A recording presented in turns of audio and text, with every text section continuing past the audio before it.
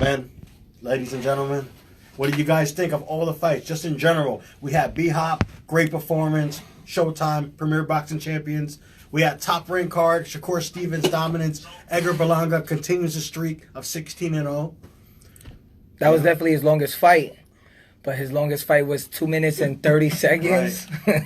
And then we can't forget the heavyweight king in the UK, the return of Anthony Joshua. Yes. So we got all these fights and so much to break down to all the boxing world. We want to thank everybody that tunes in. We appreciate you, and you're not forgotten. And we won't forget you.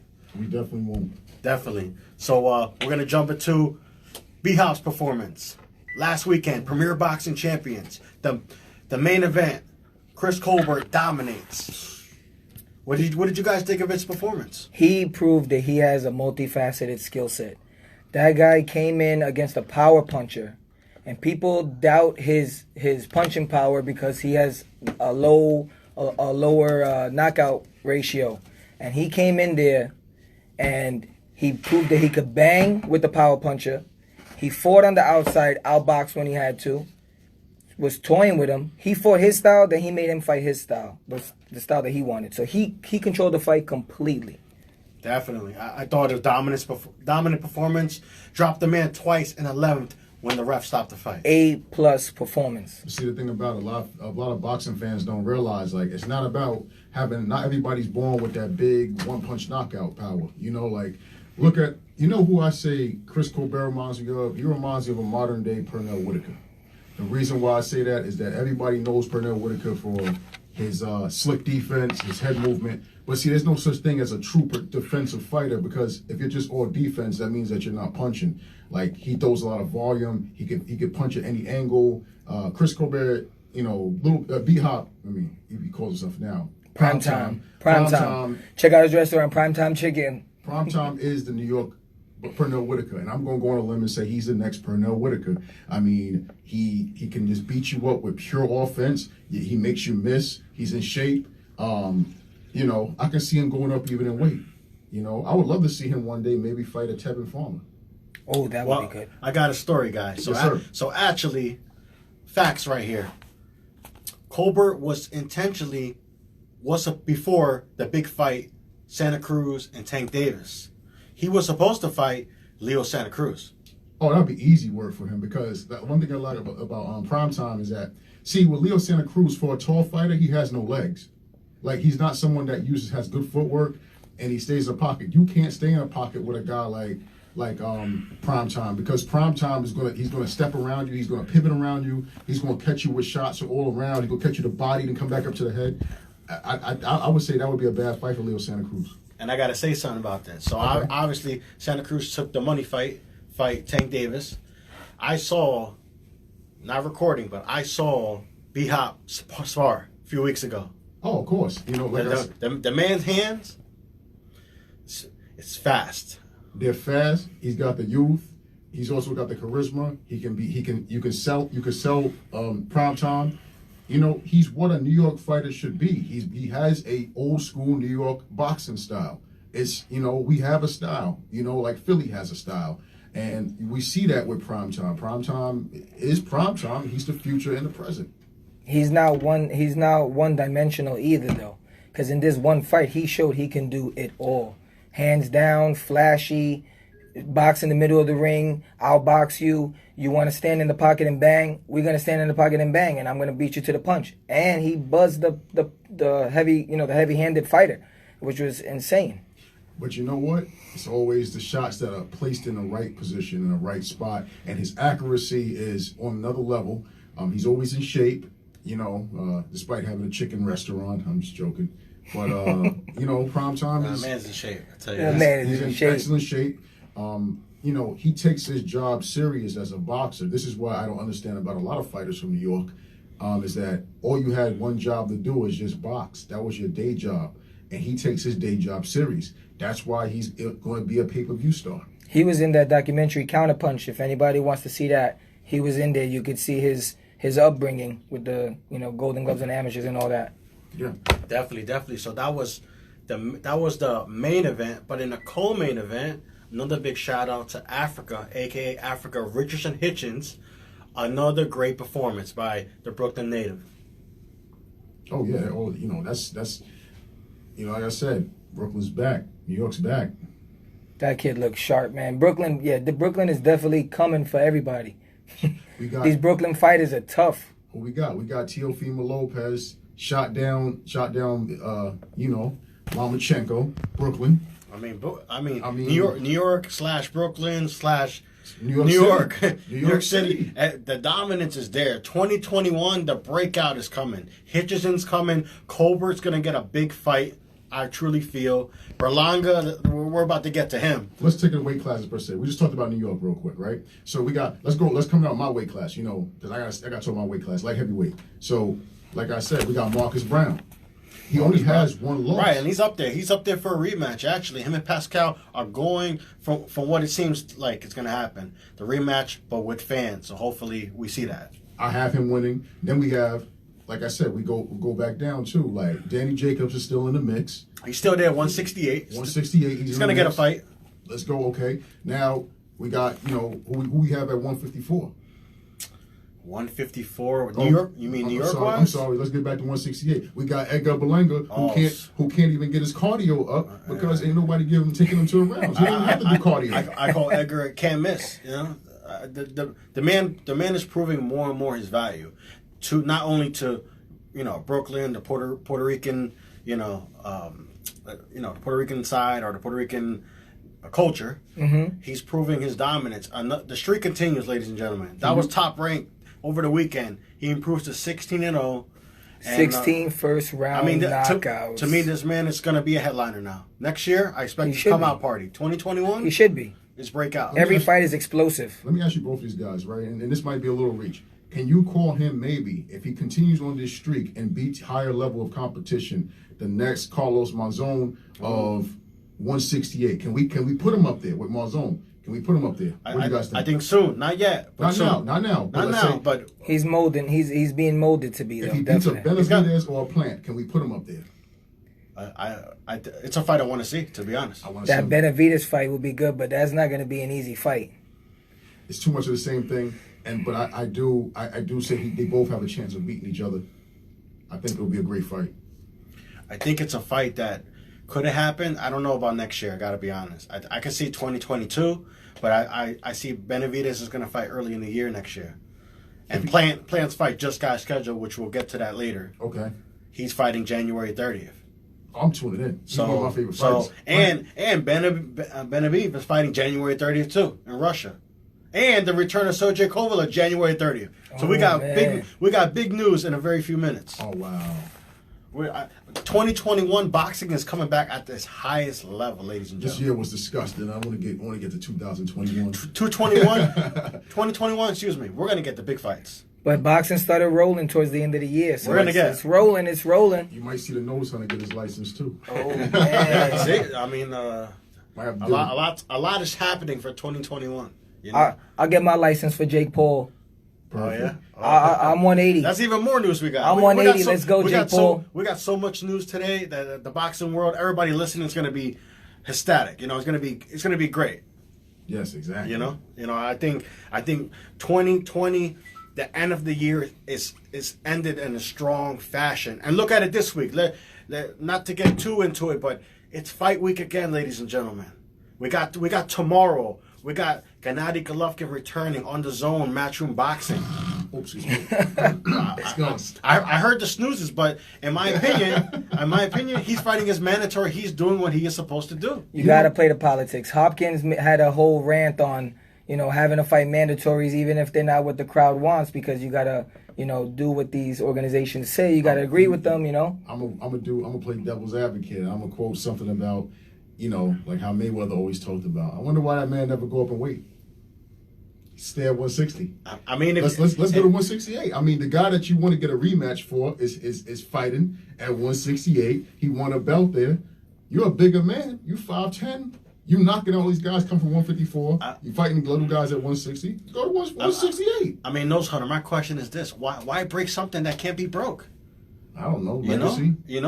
Legacy. He's not going to be a next Marvin Hagler, so. I mean, it gets tricky. Boxing is a tricky sport because if you're dominating a division like Mayweather's done for so many years, Is he really dominating 160 right now? I mean, there's not many people He are. fought a personal trainer. Canelo Alvarez is dominating 160. I mean, Antonio, he beat a personal trainer up. Hey, listen. He fought a personal trainer. He fought a personal. 160. He could have went to 168. Got Billy Joe. Billy Joe left, right? Okay. Boo Boo's up there right now, 168. Right? He's fighting. He just went up there though. Exactly. He's brand new. He's brand new. But look, Golovkin is a name. He's a name. These are guys that at one time were probably up to fight him. Like I said, Charlo, we might even go to 168. Who knows, right? So why not go where the money's at, the names are at, if you're that much of a legend? Well, money talks. So let's see. Exactly. We know. So if Golovkin pulls this off tomorrow, I expect. Let's get right into it. Go ahead. Let's go. Matchroom boxing, the zone. Let's go. The return of the boogeyman, supposedly. He was the boogeyman for a while. Some people don't agree, but I still think he's that guy. He got the iron chin. I was at his last fight, and his last fight he fought Devchenko. Yeah. Okay, it's been a while. Okay, but to be fair, he wasn't 100% that night. He was sick that night. A lot of people don't agree with it, but he legit was sick, and I thought he won the fight. Many people thought he didn't. I didn't think he won. I thought he got counterpunched. I saw the punches clean. If you hit clean punches over rabbit punches, I'm gonna give it to the clean punches. I seen Golovkin getting backed up. I seen Devchenko controlling the pace, but a win is a win, and like I said, I don't see he's a boogeyman. When I felt Canelo beat him twice, but that's just my opinion. I disagree. You can't win a fight with some punches. And I think when you're down 7-3. And there's 2 rounds left, and let's say you even win the 2 rounds, 7-5. There's no way it's a draw for boxing. I mean, when you don't display any defense, that's sometimes you get scored on. That's all perspective too. It's all perspective on judging. When you bring your man to the corner and your man's not throwing, and I'm not saying you landed every punch, but if he's throwing 50, let's say 20, 30 punches on the ropes, and Canelo's not throwing a punch, there's no way a man wins a round. I mean, how many times did Canelo get counted? I mean, he counted Golovkin in exchanges. We can see the first through 5th round. He did, but he missed punches. But it goes back and forth. I mean, the first fight was so close. He got the jabs, but then on percentage, Canelo. Willie Pep, the great Willie Pep. Exactly. He won a round. He said, "Watch the 3rd round. I'm gonna not throw a punch and win the round." He did not throw one punch and won the round. Because guess what? When you miss, you count against you. Agility, counts against you. I don't know how you can win a round by not throwing a punch. He controlled the pace of the fight still with his footwork and everything, and still made the guy look silly. This is another reminder. This is like Danny Garcia, Lamont Peterson. If you don't throw punches in a round, this is like Lopez Lomachenko.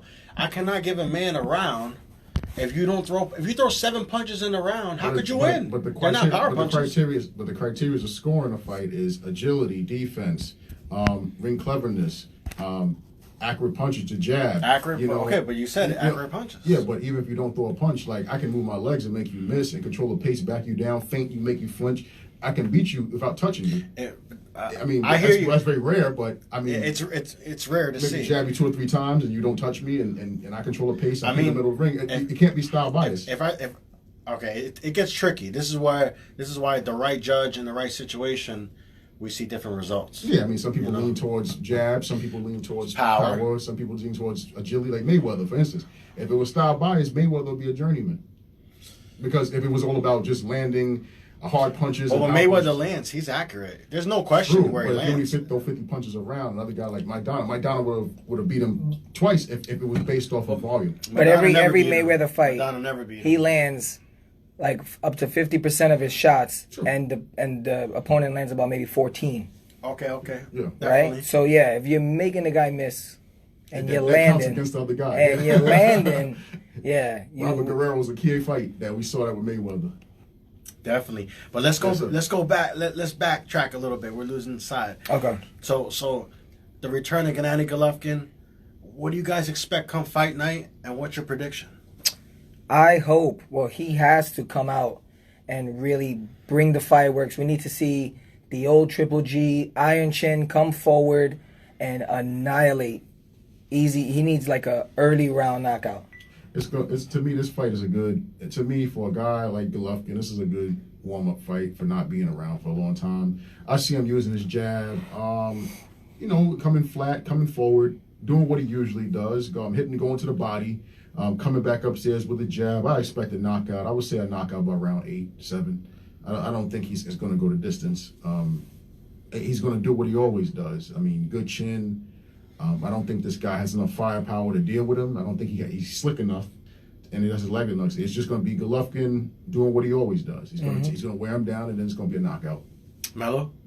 Yeah, I think the same thing. He's going to put the pressure. He has that awkward downward angled hook that he likes to throw. Yeah, he turns it like and it kind of snaps the chin. He's gonna land that one. I think he's gonna land that and put him down. I will say What round? I would say maybe 5th or 6th. I think it's going 3. 3? I think. Did you guys see the weigh-in today? Gennady Golovkin's in fantastic shape. 38 years old. I said, my goodness, if I could look half like that at 50, it'd be a miracle. Well, like I say with Golovkin though, him being a guy that takes so many punches, we don't know until he goes up and climbs back up to the high level of opponents where his brain is, his reflexes and everything. Like, he might be in shape, but we don't know his pull trigger. This guy's going to get out of there. I do agree with you. It's going to be before round 8. Given 8 rounds, that's a lot. No, but I said before, I'm going to give it I'm saying it's going to be less than 8. He's going to take him out. Like I said, boxing's unpredictable. Could he have taken so much punishment where he can get hurt? Yeah, maybe. I mean, anybody can get hurt. Like, there's always an underdog in a fight. Like, we've seen that with Anthony Joshua, Andy Ruiz. Everybody just thought that. But I knew Andy Ruiz. But, like, we don't know about the other guy. You know what I'm saying? And I think right now, Canelo talks. I think it's just he's going to try to push for that after he beats this guy. Yes, he's fighting. It's hard to pronounce. Casimir. That's Gennady Golovkin's opponent. John Doe. John. I mean, I wouldn't say John. I wouldn't say John Doe. I gotta disagree. Okay, so. I mean, there's a reason why he's the mandatory. It's like 7 belts in the weight class. I mean, he can be a mandatory by That's a lot. But we could say that about so many divisions, about all these fake belts. And the French fry belt. I mean, sorry. You gonna call it a French fry belt? I call it a bonus belt. Yeah, I mean, it's like a video game. But then again, as I hear the jokes of these belts, champion Tyson Fury had one of these belts. I get a French fry belt too. Canelo had a French fry belt, and Lomachenko had a French fry belt. Okay, so but look at those guys. It's more sanctioning fees. It's more money they could get out of these fighters. Exactly. So it's like it's another sanctioning fee that they could get. Floyd said, "Let's eliminate these belts." Yeah. So he should be the example. We should say, Floyd, you be the example. You start the wave. You start the movement. You start this new wave. 2021. I do agree with you 100%. Like, the belts too, and also too these weight classes. Like, they come out with a 224 belt for heavyweight because these guys can't stay under 250 pounds. Like, these guys are super heavyweight. You got sumo weight now. Like, it's going to be sumo weight. Yeah. Guys are like 300 pounds fighting. Like, I remember, like, there was a time when heavyweights were my weight. They were 188 pounds, 190. Joe Louis was 198. Like, there's too many weight classes. You know what we should have? Middleweight, light heavyweight, heavyweight. And you know what? That talent pool will get very, very, very competitive. It would, but it might be dangerous though too when you got a guy that's 215 going against a guy that's like 280. Definitely. Right. But there's so much going on this weekend. We gotta keep moving it forward. So that we have to return to Triple G. I think 3 or 4 rounds. I think knockout early, 2 drops. First drop, he gets up, stoppage. Okay, well, that's the zone. And now that's Friday.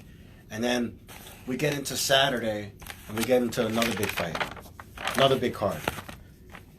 The zone, matchroom boxing.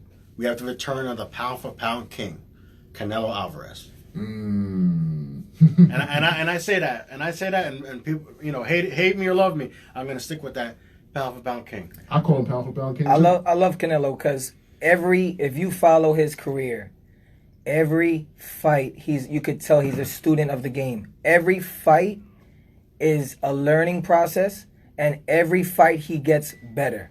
He can fight in the pocket. He could fight on the back foot. He's very evasive. His counters are insane. He could bring his hands down and just slip shots with his body.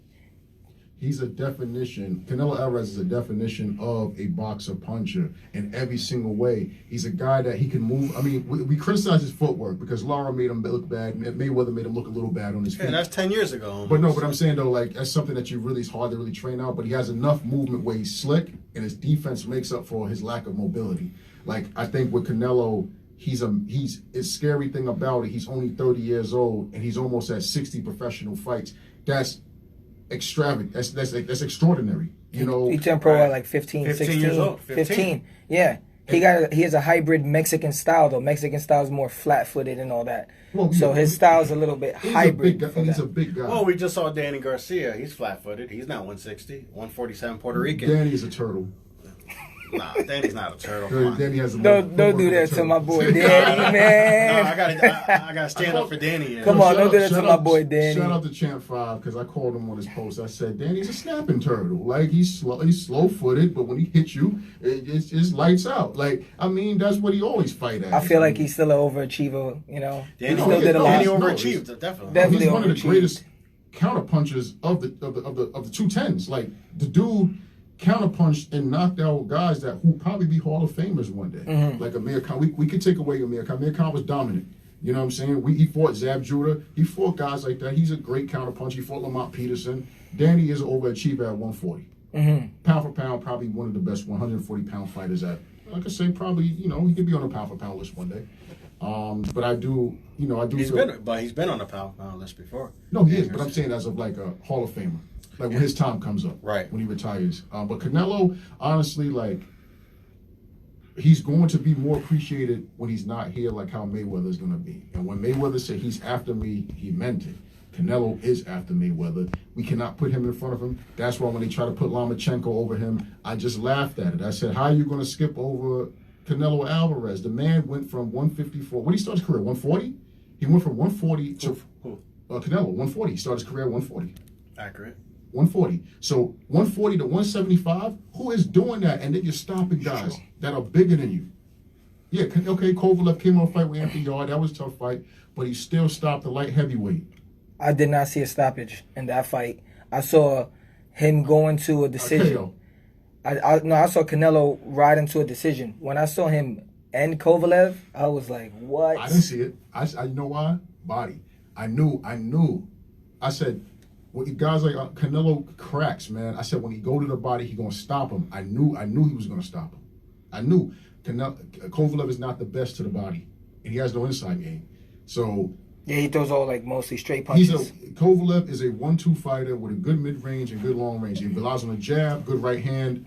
Very European style. Very European style. So as we talk about this Triple G card, we have Rashad Matty. He's from Long Island. Excuse me. He's from Staten Island. Rashad Matty. He's on the card. We have also his opponent to be announced, 6-round welterweight showdown. We have Julian Walker versus Rafael Reyes, a 6-round featherweight fight. Be a dope fight.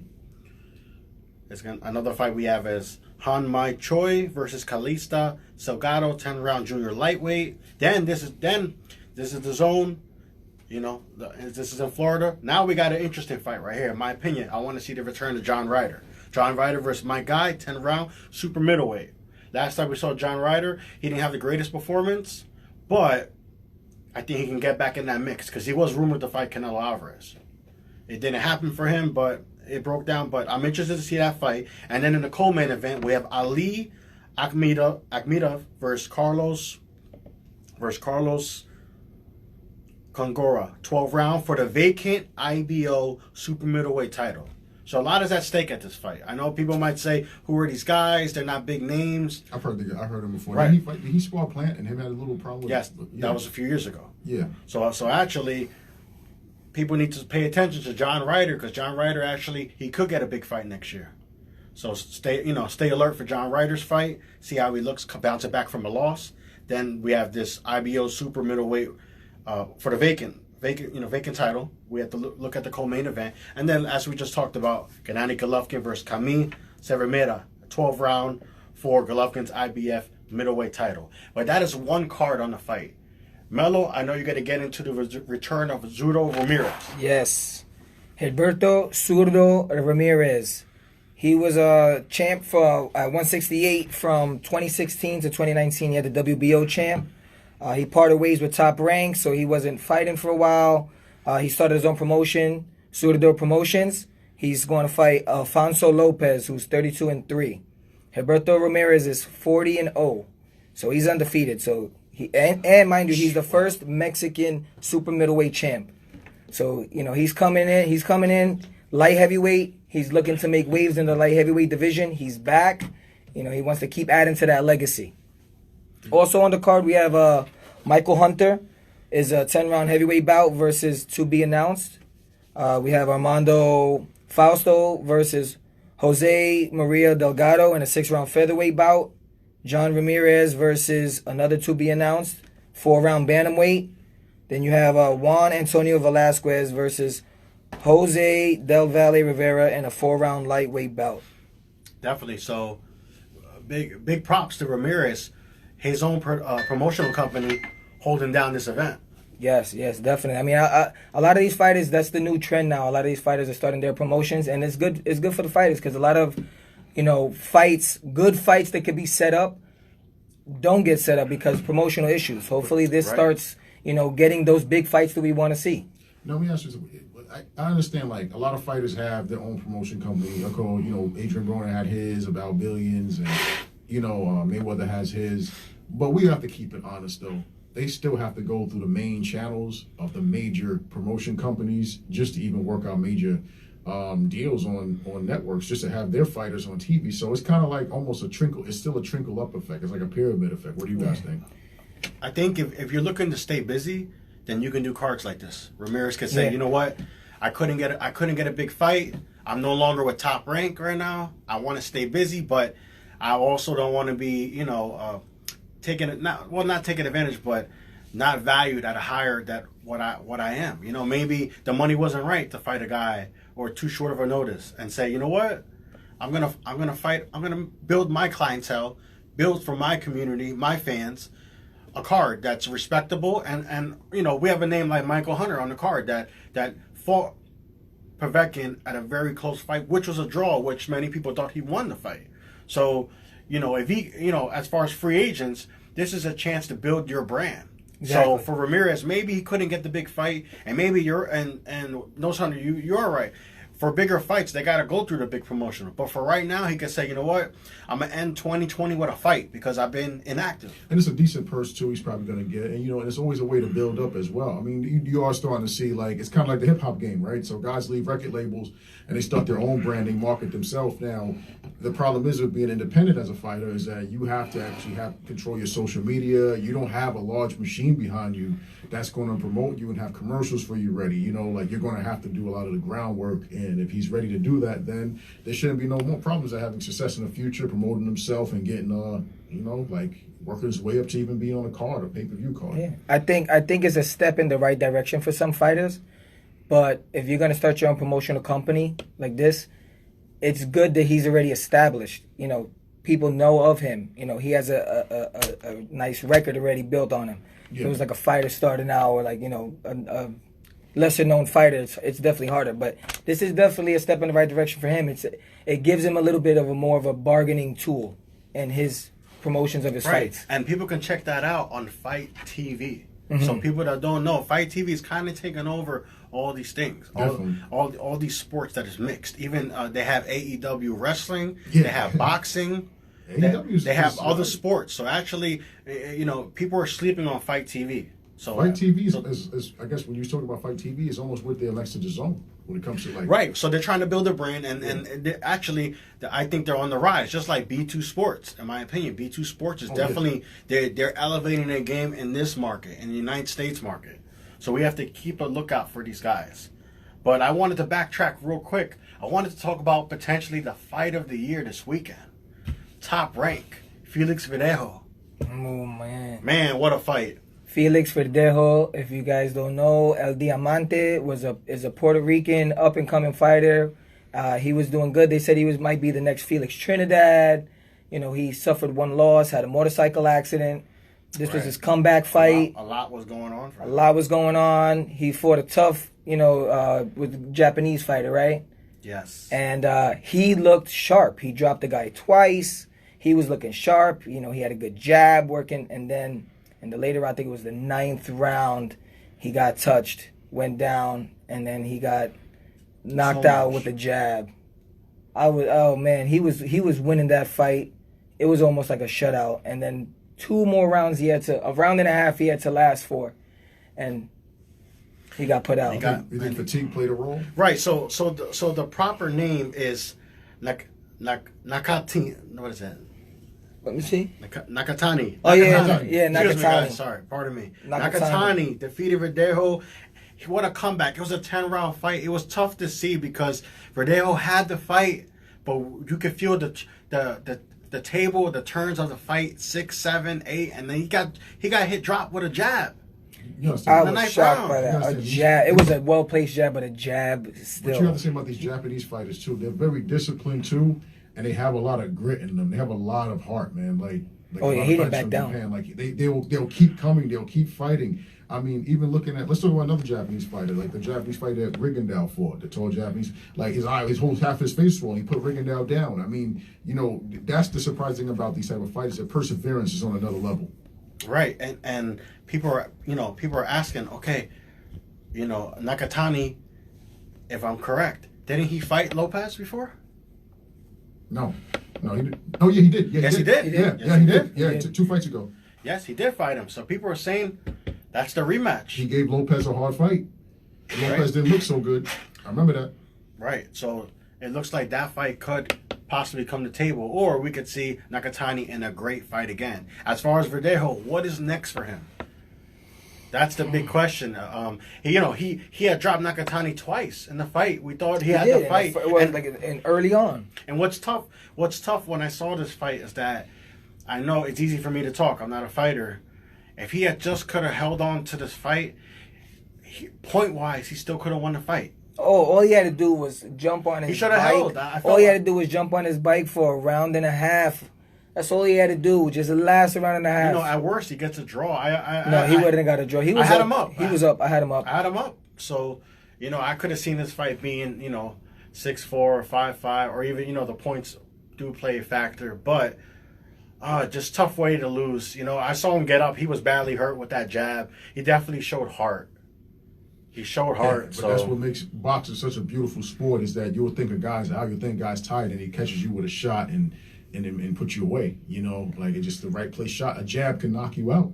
Nakatani is tough. I mean, he got dropped twice in one round, and he did not. He just kept going too. He did not back down. He wasn't. He kept fighting. It's a transition with a guy's mind too. Like when a guy gets put down, I can only speak from kickboxing getting put down a few times. Is that when you get down, there's 2 things that's going to say in your mind. And some guys don't.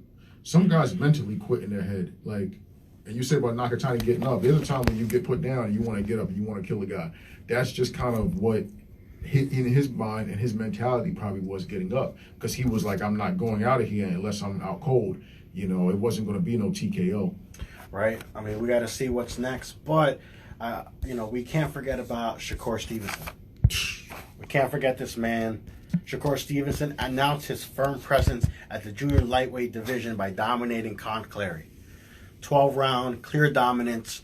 Shakur Stevenson, great kid. We were able to interview him a few times. Just great energy. He's very nice guy. Very nice. Always great things to say about him. Very humble. He just, displayed. He said he wants the winner of Frampton and Hearing. So that fight's going to be early first quarter. We could see Shakur maybe in a little tune-up, and then he gets winner. I'm going to say this, though, and shout out to Shakur Stevenson, too, because he likes my Ranichenko. Thanks, Shakur. Yeah. No, but Shakur Stevenson at 130, I feel he's going to unify 130, and it's going to be an elephant in the room because, like I said, Lomachenko had that shoulder surgery. Lopez is not offering a rematch. There was no rematch clause. I can see Lomachenko going to 130 and trying to get a fight with Shakur Stevenson and trying to unify 130. And I do feel Shakur Stevenson is going to unify 130, and he's going to start knocking at the door at 135. I do see him going to 135. Not right now. I still think he's still growing into his body as a fighter, but he needs to be at 135, unify 130, get to 135. Maybe if you see him with even in his late 20s, maybe at 140. But he's the future, because we're going to have the Fab Four again. We're going to have Haney, Stevenson, Tank, and Lopez. I mean, and Garcia. I mean, if Garcia can, stay afloat. Stevenson looks sharp. He looked sharp, slick. He was comfortable in there. He was talking. He spoke to his corner a few times in between shots. He's like, I'm doing it. Like, He's good. Yeah. His condition's there. The question is, is he made for this level? Is he built for this? I think yes. I think absolutely. It I should think, be no I think Frampton hearing winner he gets.